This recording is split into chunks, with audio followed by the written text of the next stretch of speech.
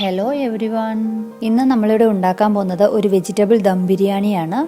അതിനായി ആവശ്യമുള്ള സാധനങ്ങൾ: ഗ്രീൻ പീസ് 1/4 കപ്പ്, മല്ലിയില പുതിനയില ചെറുതായിട്ട് അരിഞ്ഞിരിക്കുന്നത് ഒരു അരക്കപ്പ് എടുത്തിട്ടുണ്ട്, ക്യാരറ്റ് 1/2 കപ്പ് ചെറിയ ഒരു ക്യാരറ്റ്, ബീൻസ് 1/2 കപ്പ്, ടൊമാറ്റോ 2 എണ്ണം ചെറുത് അരിഞ്ഞെടുത്തിട്ടുണ്ട്, പൊട്ടറ്റോ 2 ചെറുത് അരിഞ്ഞെടുത്തിട്ടുണ്ട്, കോളിഫ്ലവർ 1 കപ്പ്, സവോള 1 കപ്പ് മസാലയ്ക്ക് വേണ്ടിയിട്ടും 1 കപ്പ് ഫ്രൈ ചെയ്യാനും വേണ്ടിയിട്ടാണ് 2 ചെറിയ സവോളയാണ് എടുത്തിരിക്കുന്നത്. മസാലയ്ക്ക് വേണ്ടിയിട്ട് 2 മീഡിയം സവോള അരിഞ്ഞു വെച്ചതെടുത്തിട്ടുണ്ട്, 1/2 കപ്പ് തൈര്. ഇത്രയാണ് നമുക്ക് വെജിറ്റബിൾ ദം ബിരിയാണി ഉണ്ടാക്കാനായിട്ട് ആവശ്യം. ഇനി ഇതിൽ നമുക്ക് കോളിഫ്ലവറും പൊട്ടറ്റോയും കൂടെ ഒരു 15 മിനിറ്റ് മാരിനേറ്റ് ചെയ്ത് വെക്കണം. ഒരു പാത്രത്തിലേക്ക് നമുക്ക് അത് രണ്ടും പൊട്ടറ്റോയും കോളിഫ്ലവറും ഇട്ട് കൊടുക്കാം. അതിലേക്ക് അല്പം, അതായത് 1 ടീസ്പൂൺ മുളക് പൊടിയും 1/4 ടീസ്പൂൺ മഞ്ഞൾപ്പൊടി ഇട്ട് കൊടുത്ത് ആവശ്യത്തിന് ഉപ്പും ചേർത്ത് അതിൻ്റെ കൂടെ അല്പം തൈര് ചേർക്കുക. അതിനുശേഷം നന്നായിട്ട് മിക്സ് ചെയ്ത് ഒരു 15 മിനിറ്റ് വെക്കുക. ഇതിങ്ങനെ മിക്സ് ചെയ്യുന്നത് എന്തിനാണെന്ന് വെച്ചാൽ, അല്ലാണ്ട് നമ്മൾ ഇത് ഡയറക്റ്റ് ബിരിയാണിയിൽ ചേർത്താവുന്ന ഒരു വെളുത്ത കളറിലിരിക്കും, മസാല അങ്ങനെ പിടിക്കില്ല. അപ്പോൾ ഇതിങ്ങനെ പുരട്ടി വെക്കുമ്പോൾ അതിൻ്റെ കളർ ഒന്ന് മാറിക്കിട്ടും. ഒരു 15 മിനിറ്റ് നമുക്കിതൊന്ന് മാറ്റി വയ്ക്കാം. ഇനി വെജിറ്റബിൾസ് ഒക്കെ ഒന്ന് മാരിനേറ്റ് ചെയ്ത് കൊടുക്കാം. ക്യാരറ്റ്, ഗ്രീൻ പീസ്, തക്കാളി, ബീൻസ്, സവാള, ഒരു പച്ചമുളക് ആവശ്യമാണ്. ഞാൻ നേരത്തെ പറയാൻ വിട്ടുപോയി. ഒരു പച്ചമുളക് 3ആയിട്ട് മുറിച്ച് വെച്ചിരിക്കുന്നത്. പിന്നെ 1 ടീസ്പൂൺ ഇഞ്ചി വെളുത്തുള്ളി പേസ്റ്റും കൂടെ ചേർത്ത് കൊടുക്കണം. പിന്നെ ആവശ്യത്തിന് ഉപ്പ്. ഞാൻ 2 ടേബിൾ സ്പൂൺ ഉപ്പ് എടുത്ത് വെച്ചിട്ടുണ്ട്, അത്ര ആവശ്യമില്ല. ആവശ്യത്തിന് ഉപ്പ് ഇട്ട് കൊടുക്കുക.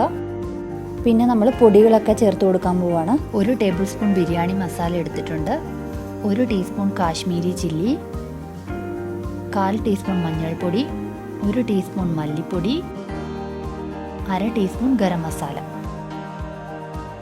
പൊടികളെല്ലാം ചേർത്ത് ബാക്കി തൈര്, ആ തൈരും കൂടെ ചേർത്ത് കൊടുക്കുക. മല്ലിയില പുതിനയിലയും കൂടെ ചേർത്തതിന് ശേഷം എന്നിട്ട് നന്നായിട്ട് ഈ മസാലകളെല്ലാം ആ വെജിറ്റബിൾസിൽ യോജിപ്പിക്കുക.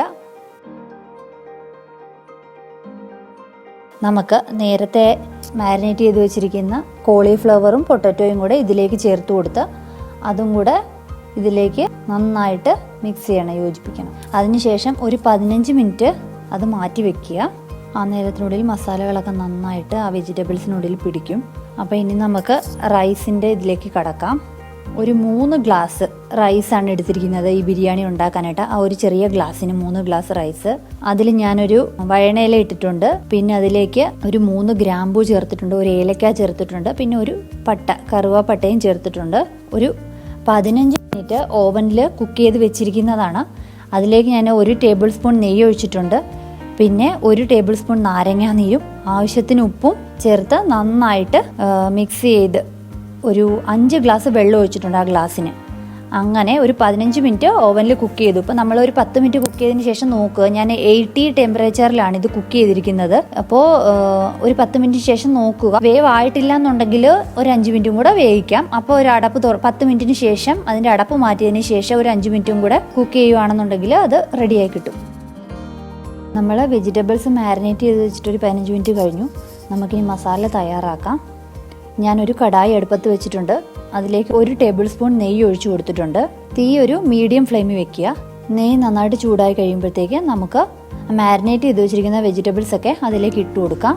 ഇനി ഇത് നമുക്ക് ആ തീ മീഡിയം ഫ്ലെയിമിൽ വെച്ചിട്ട് ഒരു 5 മിനിറ്റ് നന്നായിട്ട് വഴറ്റി കൊടുക്കണം. ഇനി നമുക്ക് ഒരു ചെറിയ പാൻ അടുപ്പത്ത് വെച്ചിട്ട് ബിരിയാണിക്ക് ആവശ്യമുള്ള ഫ്രൈഡ് ഒനിയൻ തയ്യാറാക്കാം. അതിലേക്ക് നമുക്ക് അല്പം എണ്ണ ഒഴിച്ചു കൊടുക്കാം. വെളിച്ചെണ്ണ അല്ലാത്ത എന്തെങ്കിലും ഓയിൽ നമുക്ക് അതിലേക്ക് ഒഴിച്ചു കൊടുക്കാം. ഞാനിവിടെ സൺഫ്ലവർ ഓയിലാണ് ഒഴിച്ചു കൊടുക്കുന്നത്. എണ്ണ നന്നായിട്ട് ചൂടായി വരുമ്പോൾ നമുക്ക് അതിലേക്ക് ഒനിയൻ ഇട്ട് കൊടുക്കാം. ഇനി അതിലേക്ക് നമുക്ക് അല്പം ഉപ്പും കൂടെ ചേർത്ത് കൊടുക്കാം. ഇപ്പോൾ ഇത് ഒരു 5 മിനിറ്റ് കഴിഞ്ഞു. ഇത് വഴറ്റി കൊടുക്കാൻ തുടങ്ങിയിട്ട് ഒരു 20 മിനിറ്റ് നമുക്കിത് ഈ മസാല ഒന്ന് കുക്ക് ചെയ്തെടുക്കണം അടച്ചു വെച്ചിട്ട്. ഒനിയൻ നന്നായിട്ട് ഫ്രൈ ആയി വന്നിട്ടുണ്ട്. നമുക്കിതൊരു വേറെ പാത്രത്തിലേക്ക് മാറ്റി വയ്ക്കാം.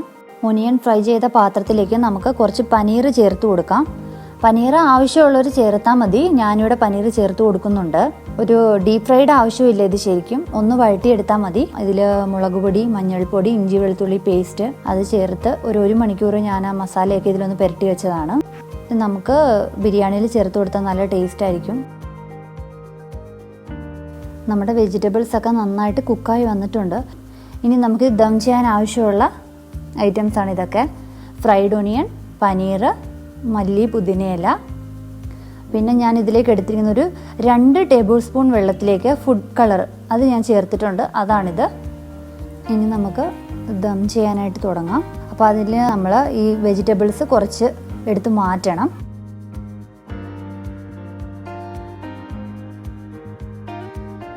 ഇനി ഇതിലേക്ക് നമുക്ക് റൈസ് ചേർത്ത് കൊടുക്കാം. കുറച്ച് റൈസ് ഇട്ട് കൊടുക്കുക, എന്നിട്ട് നന്നായിട്ട് നിരത്തി കൊടുക്കുക. കുറച്ച് റൈസും കൂടെ നമുക്ക് ഇതിലേക്ക് ചേർത്ത് കൊടുക്കാം.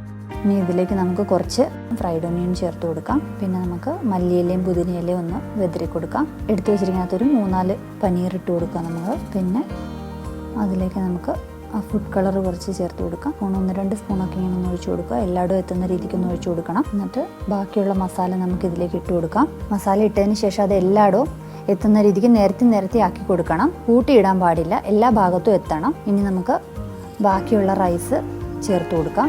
റൈസ് ഇടുന്ന സമയത്ത് എന്തെങ്കിലും കട്ട എന്തെങ്കിലും ഉണ്ടെങ്കിൽ അതൊന്ന് ഉടച്ചു കൊടുത്ത് പോകണം. എന്നിട്ട് നന്നായിട്ട് എല്ലാ ഭാഗത്തും എത്തുന്ന രീതിക്ക് നന്നായിട്ട് നിരത്തി കൊടുക്കുക. നിരത്തി കൊടുത്തതിന് ശേഷം നമുക്ക് ബാക്കിയുള്ള പുതിനയില, മല്ലിയില ചേർത്ത് കൊടുക്കാം. ഫ്രൈഡ് ഒനിയൻ നമുക്ക് ചേർത്ത് കൊടുക്കാം. പിന്നെ പനീർ ചേർത്ത് കൊടുക്കാം. ഫുഡ് കളർ ചേർത്ത് കൊടുത്തു. പിന്നെ നമുക്കിതിലേക്ക് ഒരു ഫ്ലേവറിന് വേണ്ടിയിട്ട് ഒരു അല്പം ഗരം മസാല ഒന്ന് തൂക്കി കൊടുക്കുന്നത് നല്ലതായിരിക്കും.